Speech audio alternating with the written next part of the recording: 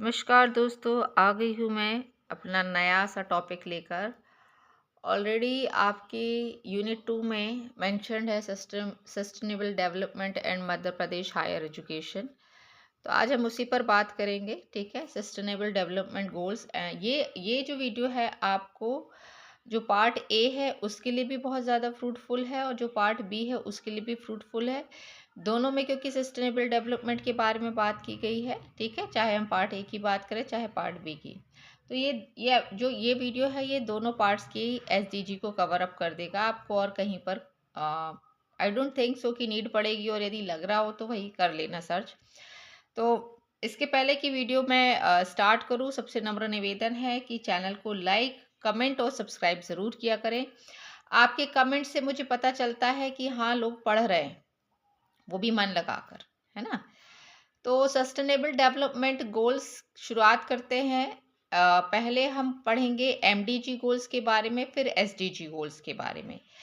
MDG goals क्या हैं? जो मिलेनियम डेवलपमेंट गोल्स सेट किए गए थे 2000 में, और वो टोटल थे 8 गोल्स थे। वो 2000 से लेके 2015 तक के लिए सेट किए गए थे। ये इसका फुल फॉर्म होता था मिलेनियम डेवलपमेंट गोल्स, जो 2000 में कॉन्सेप्ट लेकर आए थे, जिसमें 2000 से 2015 तक का इसका समय था। 8 गोल्स थे इसमें, 18 टारगेट थे और 48 जो थे इंडिकेटर्स थे।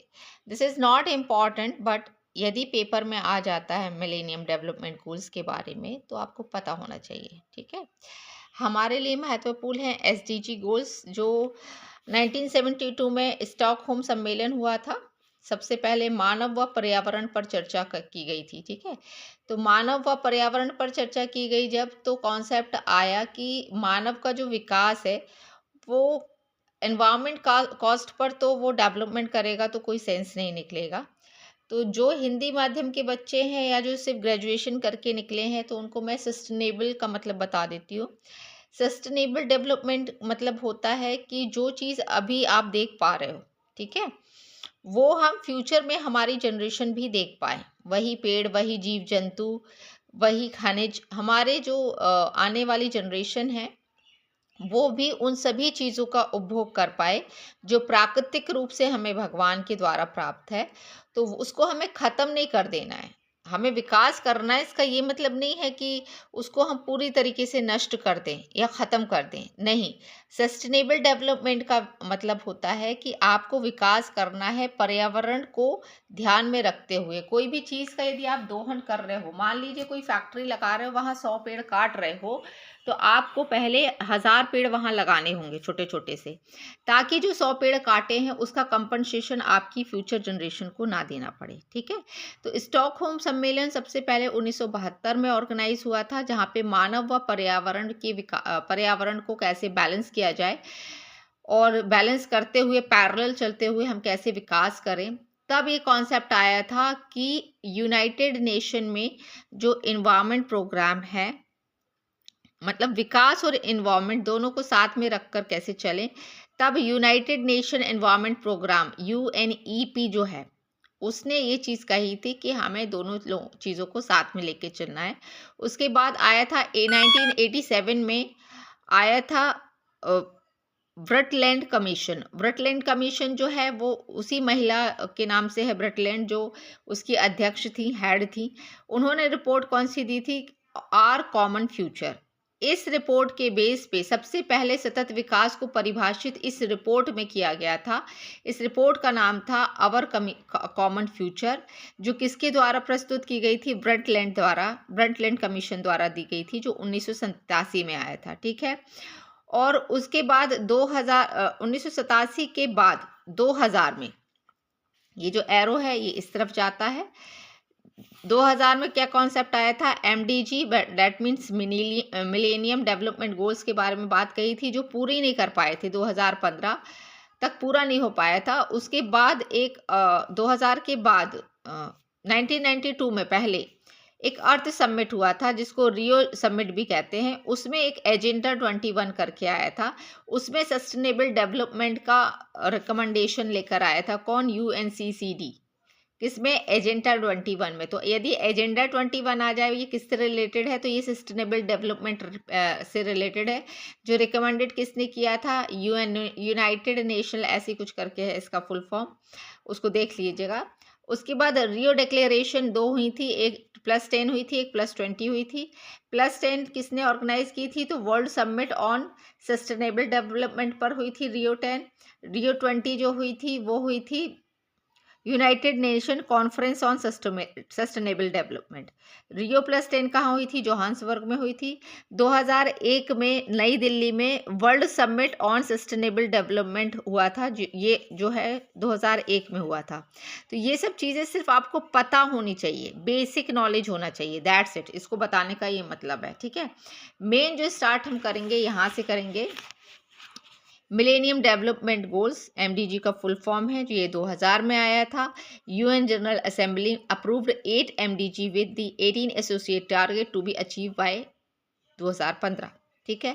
SDG के लिए क्या क्या ज़रूरी है पढ़ना, SDG का फुल फॉर्म क्या होता है, सस्टेनेबल डेवलपमेंट गोल्स। इसमें टोटल कितने गोल्स हैं, 17। टारगेट कितने हैं, 169। इंडिकेटर्स कितने हैं, 248। पब्लिकेशन कितनी है, 1349, ठीक है। प्रिंसिपल्स क्या थे, टैगलाइन क्या थी, तो टैगलाइन थी लीविंग नो वन बिहाइंड, मतलब कि किसी को कोई पीछे ना छूटने पाए।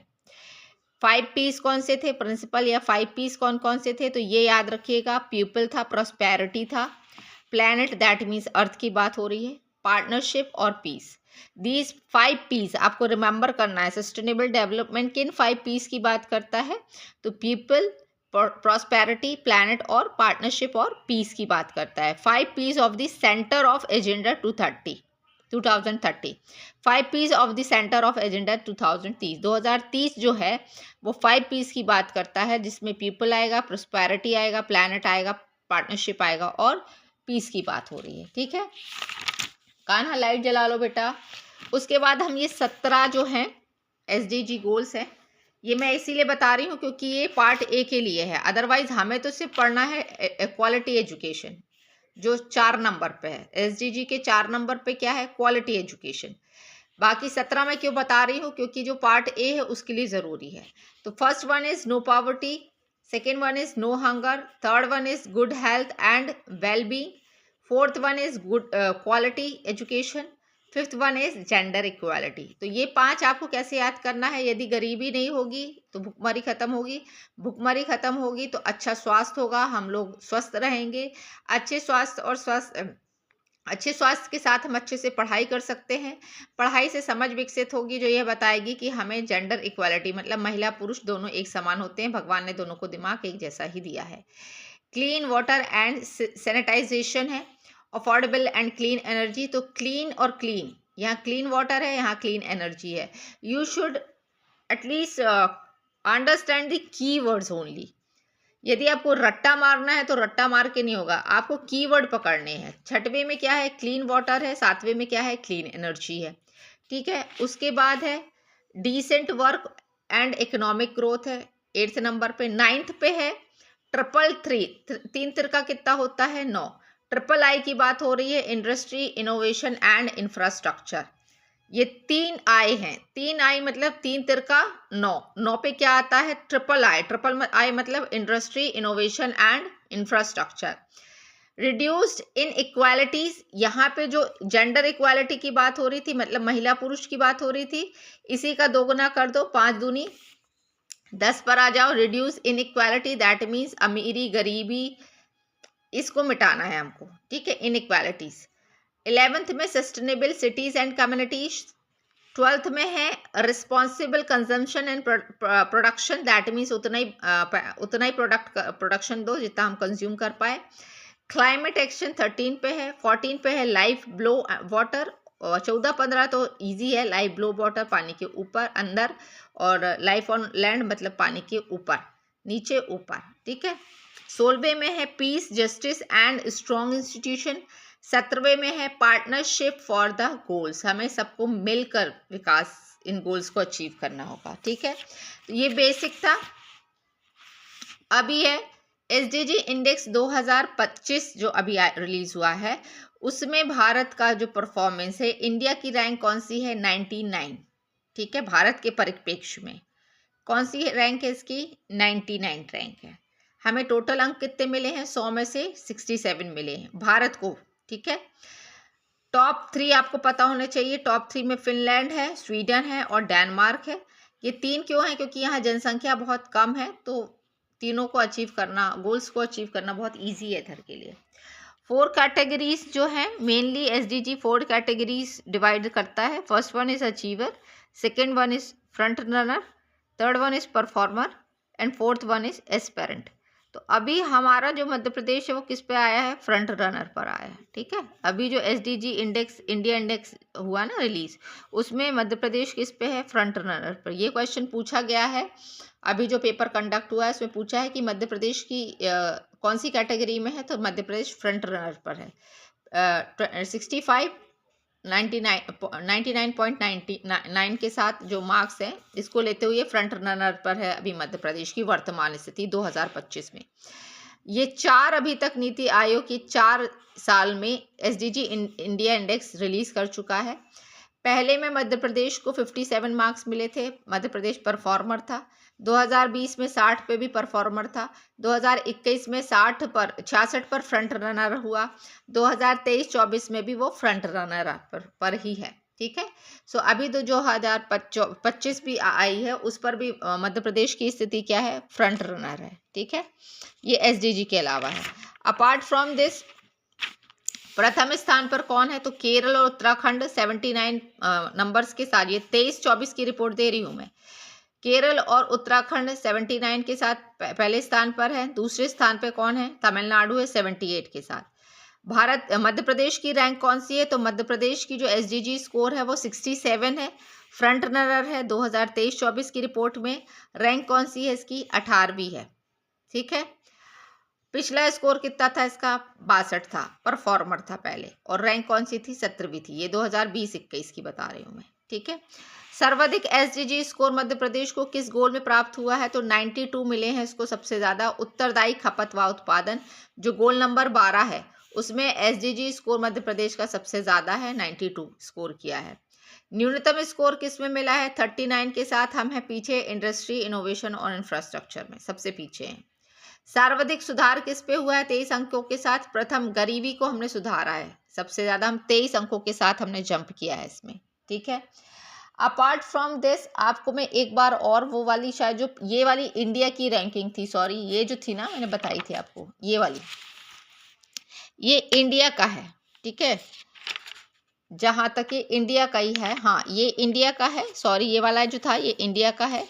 ये जो है, ये जो मैं दे रही हूँ, ये मध्य प्रदेश की स्थिति है, 7 अंकों की गिरावट। ये आप नोट डाउन कर लीजिएगा, 2018, 19-20, 20-21 और 23-24। ठीक है, 18 में हमारा मार्क्स कितना था? 52 था। 19-20 में हमको कितना मिला? 58 मिला। 20-21 में कितना मिला? 62 मिला। 23-24 में हम 67 मार्क्स के साथ फ्रंट रनर, टोटल 17 लक्ष्यों में से इन 7 गोल्स में हम फ्रंट रनर अप पे रहे हैं। 7 गोल कौन कौन से हैं? तो पहला, हम गरीबी पे हमको 67 मार्क्स मिले हैं। 6वें गोल क्लीन वाटर पे हमको 87 मिले हैं। 7वें नंबर पर क्लीन एनर्जी में हमें 90 मिले हैं। 11वें नंबर का जो गोल है उसमें हमें 86 मार्क्स मिले हैं सस्टेनेबल सिटी पे। उसके बाद 15वें नंबर पर जो है वो लाइफ ऑन लैंड है, उसमें हमें 90 मिले हैं। 16 नंबर पे है पीस, उस पर हमें 73 मिले हैं। 12 नंबर का जो गोल है उसमें हमें 92 मार्क्स मिले हैं। तो हम 7 जो हैं उसमें हम फ्रंट रनर अप हैं। वो 7 गोल्स कौन कौन से? ये हैं 1, 6, 7, 11, 12, 15, 16। ठीक है, चौथी रिपोर्ट आई है 12 जुलाई 2024 को, नीति आयोग ने रिलीज की है। तो this is all about SDG. इतना पढ़कर चले जाना मोर देन इनफ है इस एग्जाम के लिए, रजिस्ट्रार के लिए। ठीक है, तो thank you so much for watching my video. Please मुझे सब्सक्राइबर्स अपने बढ़ाने हैं, अभी मेरे 86 हुए हैं, मुझे 100 15 मार्च तक हो जाने चाहिए। यदि 15 मार्च तक मेरे 100 हो जाते हैं तो फिर हम आगे कंटिन्यू करेंगे, अदरवाइज मैं इसको यहीं स्टॉप कर दूंगी। So please share with your friends. ठीक है, and thank you so much for watching my videos with patience. ठीक है, so understand this SDG goals and earn more and more marks in your exam. Thank you.